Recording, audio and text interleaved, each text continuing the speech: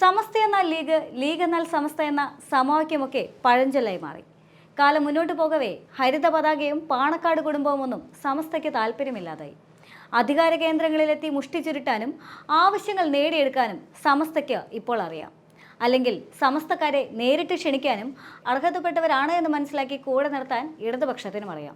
അതുകൊണ്ടാണ് മറ്റൊരു കാലത്തുമില്ലാത്ത വിധത്തിൽ CPM സമസ്ത ബന്ധത്തിന് ഇത്രമേൽ ആക്കം കൂടിയത്. ആദ്യമായല്ല KS ഹംസ മുസ്ലിം ലീഗിനെതിരെ ഇത്ര വലിയ ആരോപണമായി രംഗത്തെത്തുന്നത്. അദ്ദേഹം ഇതിനു മുൻപും മറ്റൊരു പ്രമുഖ മാധ്യമത്തിന് നൽകിയ ഇന്റർവ്യൂവിലും ഇക്കാര്യമെല്ലാം തന്നെ വ്യക്തമാക്കിയിട്ടുണ്ട്. പക്ഷേ അന്ന് മുസ്ലിം ലീഗ് എന്ന പേരെടുത്ത് പരാമർശിച്ചുകൊണ്ടായിരുന്നില്ല അദ്ദേഹത്തിന്റെ പ്രതികരണം എന്നുള്ളതും മുസ്ലിം ലീഗിന്റെ നേതാവായിട്ടുള്ള PK കുഞ്ഞാലിക്കുട്ടിയുടെ പേര് കൃത്യമായി പറഞ്ഞുകൊണ്ടായിരുന്നു അന്ന് അദ്ദേഹം ഉയർത്തിയ ആരോപണം എന്നുള്ളതും ശ്രദ്ധേയം തന്നെയാണ്. അതായത് ഇന്നും KS ഹംസ ഇതേ ആരോപണമായി തന്നെയാണ് രംഗത്തെത്തുന്നത്. തങ്ങളുടെ സ്വന്തം കാര്യലാഭത്തിന് വേണ്ടി പാണക്കാട് ഹൈദരലി തങ്ങളെ കുഞ്ഞാലിക്കുട്ടി സമ്മർദ്ദത്തിലാഴ്ത്തി എന്ന് പറഞ്ഞുകൊണ്ടാണ് KS ഹംസ ആരംഭിക്കുന്നത്. മാത്രമല്ല ഹൈദരലി ശിഹാബ് തങ്ങൾക്കെതിരെ ED കൊണ്ടുവന്നത് PK കുഞ്ഞാലിക്കുട്ടിയാണെന്നും ഹംസ പറയുന്നുണ്ട്.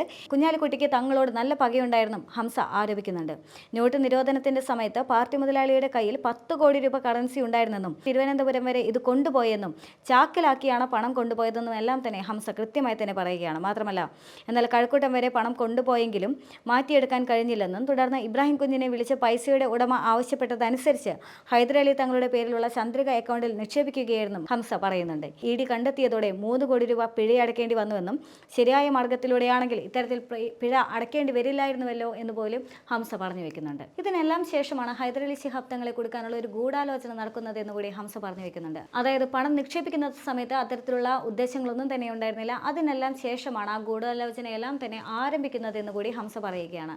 മാത്രമല്ല കഴിഞ്ഞ ദിവസം പത്രം കത്തിച്ചതുമായി ബന്ധപ്പെട്ടുകൊണ്ടും ഹംസ പ്രതികരിക്കുകയുണ്ടായിരുന്നു. പത്രം അത്തരത്തിൽ കത്തിക്കണമെങ്കിൽ അത് മുസ്ലിം ലീഗിന് മാത്രമേ സാധിക്കൂ എന്നും അത്തരത്തിൽ പത്രം കത്തിച്ചിട്ടുണ്ടെങ്കിൽ അത് മുസ്ലിം ലീഗ് ആണ് എന്നും കഴിഞ്ഞ ദിവസം ഹംസ പ്രതികരിച്ചിട്ടുണ്ടായിരുന്നു. ഇതേ വിഷയം തന്നെയാണ് ഇന്ന് ഉമർ ഫൈസിയും എടുത്തു പറയുന്നത്. അത്തരത്തിലൊരു പത്രം കത്തിക്കേണ്ട അതിൻ്റെ ആവശ്യകത അത് എന്ത് തരത്തിലുള്ള രാഷ്ട്രീയ സംസ്കാരമാണ് എന്ന് പോലും അദ്ദേഹം ചോദിക്കുന്നുണ്ട്. യഥാർത്ഥത്തിൽ സ്വാഭാവികമാണ് പത്രങ്ങളിലാണെങ്കിൽ സർക്കാരിൻ്റെ പരസ്യം വരിക എന്നുള്ളതെല്ലാം തന്നെ സ്വാഭാവികമാണ്. അതുകൊണ്ട് തന്നെ നിലവിലെ EK സമസ്ത മുസ്ലിം ലീഗ് തർക്കം മറനീക്കി പുറത്തു വന്നതിൻ്റെ തെളിവാണ് പത്രം കത്തിക്കുന്നതിലേക്ക് എത്തിച്ചതെന്നും വിമർശനം ഉയരുന്നുണ്ട്.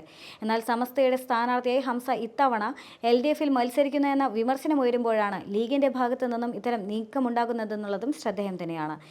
ഇതെല്ലാം തന്നെ മലബാറിലെ രാഷ്ട്രീയ അന്തരീക്ഷം തന്നെയാണ് വ്യക്തമാക്കുന്നത്. തെരഞ്ഞെടുപ്പ് അടുക്കുന്ന സാഹചര്യത്തിൽ ലീഗിനെതിരെ ഉയർന്നു വരുന്ന ഇത്തരത്തിലുള്ള ആരോപണങ്ങൾ തെരഞ്ഞെടുപ്പ് ഫലത്തെ ബാധിക്കാൻ സാധ്യതയേറെയാണ്. പ്രത്യേകിച്ചും ലീഗിന്റെ കോട്ടയെ കരുതപ്പെടുന്ന പൊന്നാനി, മലപ്പുറം എന്നീ ലോക്സഭാ മണ്ഡലങ്ങളെ വിപരീതമായി ബാധിക്കാനുള്ള സാധ്യത കൂടുതലാണ്. ഇനി ഈ ലോക്സഭാ തെരഞ്ഞെടുപ്പിനെ സംബന്ധിച്ചിടത്തോളം ന്യൂനപക്ഷ വോട്ടുകളുടെ ഒരു പിന്തുണ യഥാർത്ഥത്തിൽ UDFിനെ സംബന്ധിച്ചിടത്തോളം കുറയാനുള്ള സാധ്യത ഏറെയാണ് എന്നുള്ള വിലയിരുത്തലുണ്ടായിരുന്നു. സ്വാഭാവികമായും അങ്ങനെയാണെങ്കിൽ ഈ ന്യൂനപക്ഷ വോട്ടുകളെല്ലാം തന്നെ ആർക്ക് അനുകൂലമായി വരുന്നുള്ള ചോദ്യവും അവിടെ ഏറെ പ്രസക്തമായിരുന്നു.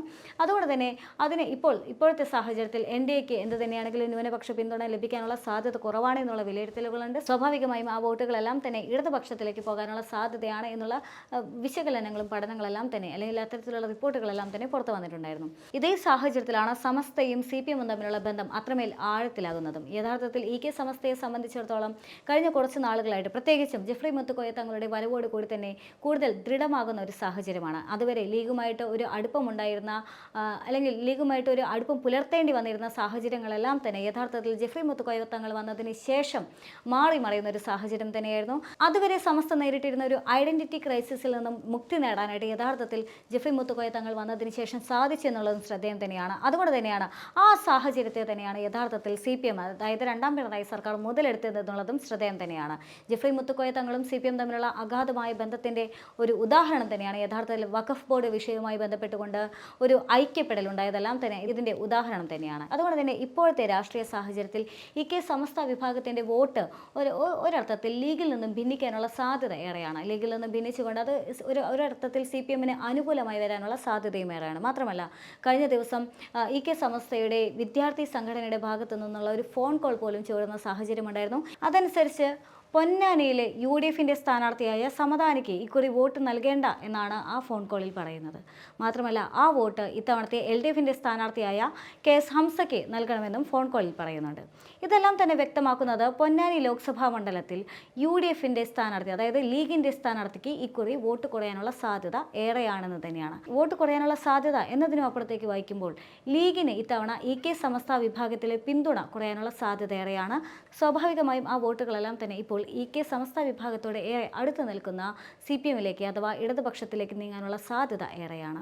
ഇനി സമസ്ത വിഭാഗത്തിൽ നിന്ന് മാത്രമല്ല, CAA-യുമായി ബന്ധപ്പെട്ടാണെങ്കിലും പലസ്തീൻ വിഷയവുമായി ബന്ധപ്പെട്ടാണെങ്കിലും പല ന്യൂനപക്ഷ വിഷയങ്ങളുമായി ബന്ധപ്പെട്ടുകൊണ്ടാണെങ്കിലും പലപ്പോഴും CPM എടുത്ത നിലപാടുകൾ ന്യൂനപക്ഷങ്ങൾക്കിടയിൽ വലിയ ഒരു വിശ്വാസ്യത നേടിക്കൊടുത്തിട്ടുണ്ട്. അതുകൊണ്ട് തന്നെ ഇത്തവണത്തെ ലോക്സഭാ തെരഞ്ഞെടുപ്പ് ഫലങ്ങളോ അല്ലെങ്കിൽ ഇത്തവണത്തെ ലോക്സഭാ തെരഞ്ഞെടുപ്പുമായി ബന്ധപ്പെട്ടുകൊണ്ടുള്ള പഠനങ്ങളോ പുറത്തു വരുന്ന സാഹചര്യത്തിൽ എല്ലാം സൂചിപ്പിക്കുന്നത് ഇത്തവണ UDF-നെ സംബന്ധിച്ചിടത്തോളം വോട്ട് കുറയാനുള്ള സാധ്യതയാണ്. അതായത് ന്യൂനപക്ഷ വോട്ടുകൾ കുറയാനുള്ള സാധ്യത ഏറെയാണ്. സ്വാഭാവികമായും ആ വോട്ടുകളെല്ലാം തന്നെ CPM-ലേക്ക് LDF-ലേക്ക് ചെയ്യാനുള്ള സാധ്യതയും കൂടുതലാണ്.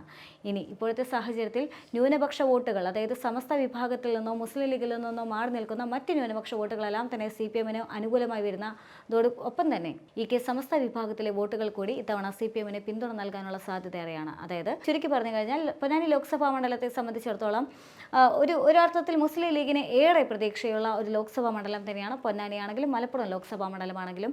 പക്ഷേ പൊന്നാനിയിലെ ഇപ്പോഴത്തെ സാഹചര്യം അനുസരിച്ച് കെ സംസ്ഥയിലേക്ക് കൂടുതൽ വോട്ടുകൾ നീങ്ങാനുള്ള സാധ്യത ഏറെയാണ്. ഒരർത്ഥത്തിൽ കെ സംസ്ഥയ്ക്ക് ഒരു അട്ടിമറി വിജയം പൊന്നാനിയിൽ ഉണ്ടാക്കാൻ സാധിച്ചില്ലെങ്കിലും വലിയൊരു ഭൂരിപക്ഷത്തിന്റെ കുറവ് യഥാർത്ഥത്തിൽ ലീഗിന് അനുഭവപ്പെടാൻ സാധ്യത ഏറെയാണ്.